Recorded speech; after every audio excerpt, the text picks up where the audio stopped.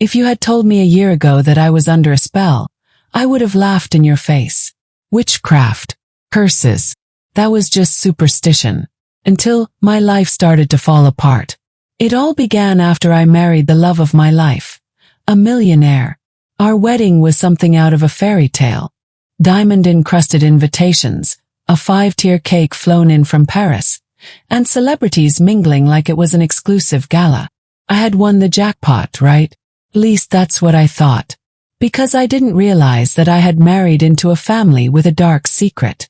And at the center of it all was my mother-in-law, watching me, waiting for the perfect moment to strike.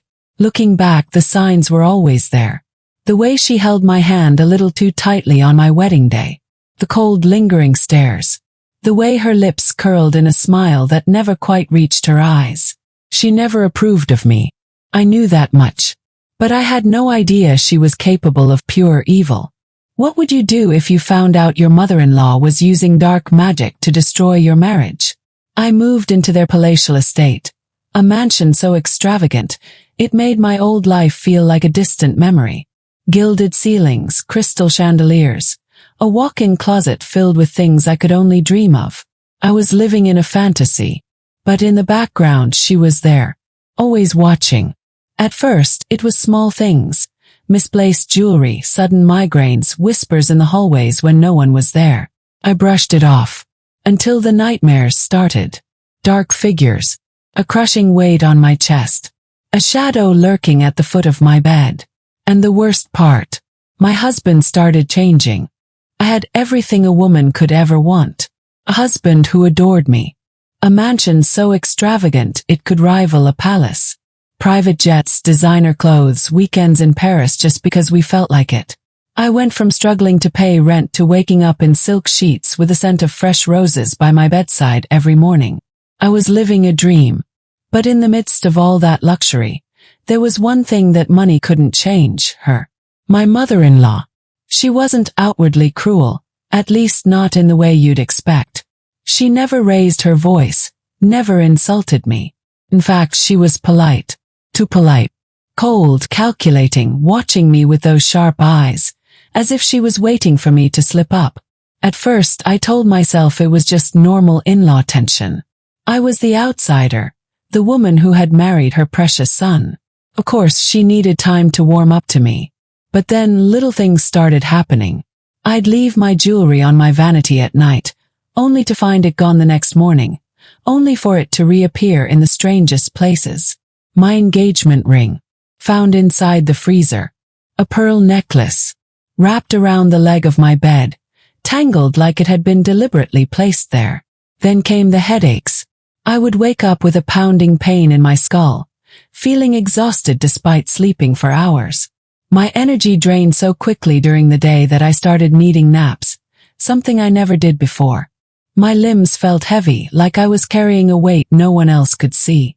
I brushed it off. Maybe it was stress, adjusting to this new life, trying to fit into this elite world I never truly belonged in. But my husband noticed. "You don't look well," he said one morning, brushing his fingers over my cheek. "Are you sick?" I wanted to tell him everything. That I felt off. That something wasn't right.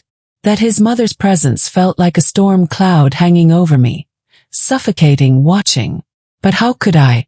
I would sound insane. So I smiled, told him I was fine, and carried on. Then one night I woke up gasping for air, my chest so heavy I thought I was dying. And when I looked toward the doorway, I saw her, standing there, in the darkness, watching me. And in her hand was my missing necklace. I told myself it was just my imagination. Maybe I was overthinking things, letting my insecurities get the best of me. After all, moving into my husband's world was overwhelming. Lavish dinner parties, whispered conversations in French and Italian, a life where a single dress cost more than my old apartment's rent. But the strange things didn't stop. The missing jewelry was just the beginning. My perfume bottles would be emptied overnight, my designer bags mysteriously sliced open with what looked like a sharp blade. I would wake up feeling like I had run a marathon in my sleep, my body sore, my breath shallow. And then there were the shadows, dark, flickering movements just at the edge of my vision, vanishing whenever I turned my head. I started getting sick too. A deep exhaustion that no amount of rest could fix. My skin looked pale, my hair started falling out in clumps. The mansion, once a dream, now felt haunted. And my mother-in-law, she was always there, silent, watching, smiling. One night, as I sat in the grand dining hall, barely able to lift my spoon, she spoke in a voice that sent chills down my spine. "You look tired, dear. Marriage can be draining." It wasn't a question. It was a statement, a warning. The next day, one of the housemaids, an older woman who had been working in the family for years, approached me in secret. "Madam, you must protect yourself," she whispered, eyes darting around as if she feared being overheard. "Protect myself from what?" I asked. She hesitated before answering, her voice barely above a whisper. "Her." My heart pounded. "I don't understand," I said, trying to dismiss the dread creeping up my spine. She sighed, shaking her head. "You wouldn't be the first, madam." Felt sick. The words replayed in my head over and over again. You wouldn't be the first. That night I did something I had never done before. I locked my bedroom door, and for the first time I prayed. But nothing could have prepared me for what happened next. I woke up in the middle of the night with a pressure on my chest. So heavy, so suffocating I could barely breathe. Felt like something was sitting on top of me, pinning me down. I tried to move, but my body was frozen. I heard whispers, low, sinister murmurs in a language I couldn't understand. The air in the room was ice cold, yet my skin burned as if I were on fire. My eyes darted around, desperate for an explanation. And then I saw it. A dark figure in the corner. Not standing. Floating. It had no face, no features. Just an overwhelming, suffocating presence. My pulse raced as I tried to scream, but no sound left my lips. And then the door creaked open. My mother-in-law stood there, dressed in silk robes, her face illuminated by the dim hallway light. She wasn't surprised. She wasn't alarmed. She was smiling. And in her hand was my missing necklace. Everything started crumbling. It was like a switch had flipped overnight. My once loving husband grew cold, distant. His gentle touches disappeared. His laughter replaced with irritation. He barely looked at me anymore, let alone touched me.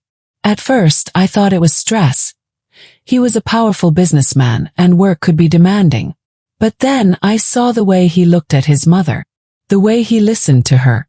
It was subtle at first, a slight hesitation when I spoke, a flicker of doubt in his eyes when I told him something. Then the accusations started. "Why do you always look so tired?" he asked one night, his voice sharp. "Are you sick? Or just lazy?" I was stunned. This was the same man who used to worship the ground I walked on. A week later, he snapped at me for no reason at all. "I don't even recognize you anymore," he muttered under his breath. And then the unthinkable happened. One night, I woke up to find him staring at me in the dark. His eyes blank, his breathing slow, as if he were in some kind of trance. "Darling," I whispered, my voice shaky. He didn't respond, just stood there. I sat up, my heart pounding. "Are you okay?" Then, as if nothing had happened, he turned around and went back to bed. I didn't sleep that night. The next morning, I confronted him about it. He just laughed. "I don't remember anything," he said, shaking his head. "Maybe you were dreaming." But I wasn't dreaming. And things only got worse. He forgot things. Conversations we had just hours before. Important details about our life together. It was as if his mind was slipping away from me. One night, I overheard a conversation between him and his mother. "She doesn't belong here," she whispered. "You know that, don't you?" He didn't argue. He didn't defend me. He just nodded. And that's when I realized I was losing him. Something was happening to him, something unnatural. And the woman responsible. She was standing right in front of me. But I still had no proof. Until the night I found the shrine. Now let me check the word count to ensure it's at the correct length. I should have never gone into that room. It was late past midnight. I had spent the evening alone in our massive bedroom, staring at the ceiling, feeling the weight of something I couldn't explain. My husband was avoiding me. He had been spending more time at his mother's private wing of the estate, and I was beginning to fear that I no longer existed in his world. That night I couldn't sleep. A strange burning scent filled the halls. Something bitter, something foul, like a mix of burnt herbs and decaying flowers. My body felt heavy as I walked, my legs weak as if something was pulling me down, but something compelled me to keep moving. Then I saw the light, flickering from beneath the door of her study. I hesitated. If she caught me sneaking around, I would never hear the end of it. But something inside me pushed forward. I needed to know. I turned the handle. The room was dark, illuminated only by rows of flickering candles. The air was thick, stifling, almost impossible to breathe. But the worst part, it was what was in the center of the room. Shrine. Not just any shrine. Shrine of me. My photos were pierced with needles, my hair was tied around a small, misshapen doll. There were burned scraps of my clothing, symbols drawn in dark ink on parchment. A bowl of something red and thick sat in the middle, and I refused to look closer, refused to acknowledge what it might be. Felt sick. Then I heard a voice. You weren't supposed to see that. I spun around. She stood there, calm as ever, watching me with those piercing, soulless eyes. I wanted to scream, run, do anything, but my body refused to move. You never belonged here, she whispered, stepping closer. And you never will. Her voice was soft, almost gentle. And yet, her presence was crushing, a weight I could barely stand against. For the first time I understood. This wasn't just hatred. This was something far worse. This was a war. And I was losing. I don't remember how I found the strength to move. Maybe it was the sheer terror, the realization that I was standing in the center of something far more sinister than I could have ever imagined. Maybe it was survival instinct. But in that moment I ran. I tore through the hallways, my breath ragged, my pulse deafening in my ears. I needed to get out. I needed to get to my husband. But when I reached our bedroom, he was already there, waiting. His expression was blank, his eyes empty, as if he wasn't really seeing me at all. I choked out his name, my voice barely more than a whisper. Please, listen to me. She's doing something to us. Silence. Then slowly he turned his head toward the doorway. She was there. My mother-in-law, standing in the shadows, a twisted smile playing on her lips. You're too late, dear, she murmured. He's already made his choice. I backed away, my mind screaming for me to wake up from this nightmare. What have you done to him? She tilted her head. I did what was necessary. And then he spoke. I don't love you anymore. My heart shattered. The man who once adored me, who swore he would love me forever, was now nothing more than a puppet. I should have screamed. I should have fought. But I knew then. I had already lost. So I did the only thing I could do. Left. But before I walked out of that house for the last time, I turned back one last time, and I swear I saw her smile grow wider, as if she had won. But the real nightmare, I still dream of her, and sometimes, I wake up feeling like she's still watching me. I hope you enjoyed this story. I'm sure you'll also love the next one. Click on the video on the screen right now, and don't forget to subscribe if you want to see more videos like this in the future. Thank you for watching until the end. See you soon.